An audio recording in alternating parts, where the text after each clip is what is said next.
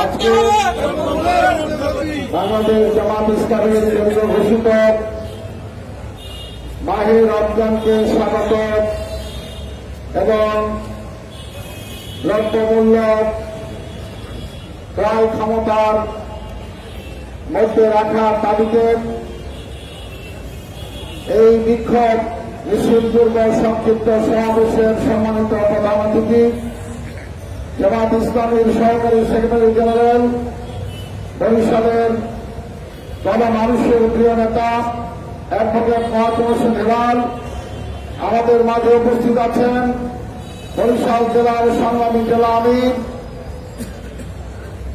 কেন্দ্রীয় মজলিস শুরা সদস্য অধ্যাপক আব্দুল জব্বার, মহানগরীর সম্মানিত নেতৃবৃন্দ, সমবেত তিনি ভাই সাহেব, আসসালামু আলাইকুম ওয়া রাহমাতুল্লাহি ওয়া বারাকাতুহু। আমরা সবাই অবগত, চন্দ্র মাসের হিসাবে আর একদিন পরেই আমাদের দাঁড়ের রহমত বরকত মাগফিরাতের মাস, নাজাতের মাস মাহে রমজান এসে দাঁড়িয়ে যাচ্ছে। এই রমজান মাস আসার পূর্বে আমরা লক্ষ্য করে আসছি, রমজান হল মানুষকে আল্লাহ ভিত্তিক আল্লাহর ভয়ে তৈরি করার একটি মাস।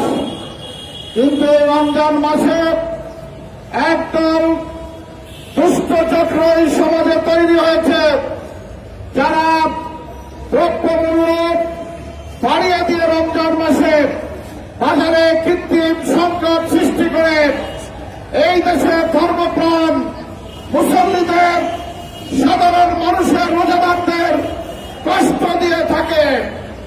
আমরা এই 24-এর বিপ্লবী সরকারের কাছে দাবি জানাতে চাই,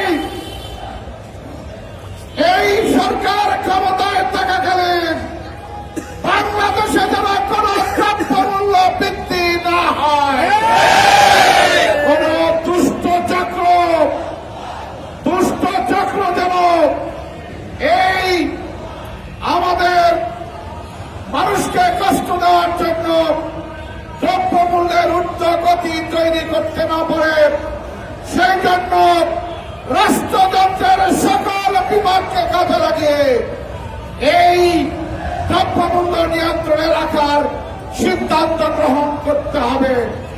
রমজান মাসে রোজাদাররা যাতে করে রাস্তাঘাটে সকল জায়গায় রমজানের পবিত্রতা রক্ষা করে চলতে পারে, সেই ব্যবস্থা গ্রহণ করতে হবে। সংগ্রামী বন্ধুগণ, আসুন আমরা আজকে মিছিলের মাধ্যমে, স্লোগানের মাধ্যমে আমরা জনগণকে সচেতন করব এবং সরকারকে জানিয়ে দিব জনতার সরকার আপনারা, সুতরাং এই জনগণকে আপনারা ক্ষমতায় থাকতে কষ্ট দেবে কেউ, এটা হতে পারবে না।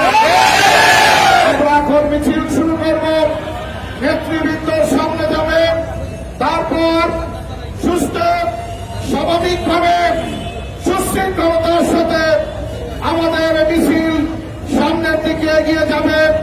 আপনাদের সকলকে মিছিলে অংশগ্রহণ করার আহ্বান জানিয়ে আমি আমার কথা এখানে শেষ করছি।